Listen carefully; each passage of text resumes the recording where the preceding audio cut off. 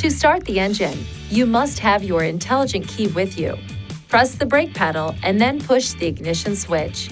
To stop the engine, move the shift lever to the park position and push the ignition switch to the off position.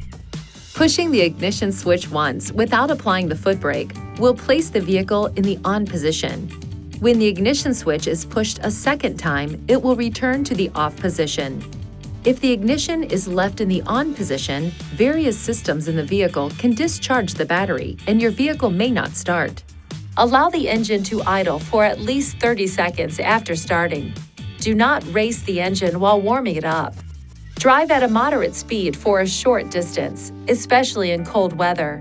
During cold weather, allow the engine to run for a minimum of 2 to 3 minutes before shutting it off. Starting and stopping the engine over a short period of time may make the vehicle more difficult to start. When leaving the vehicle, make sure that the ignition switch is placed in the lock position and that you take the intelligent key with you.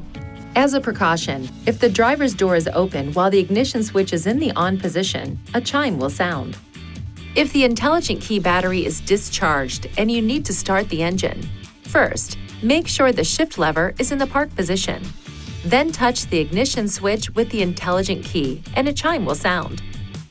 Within 10 seconds of hearing the chime, push the ignition switch while applying the brake pedal and the engine will start.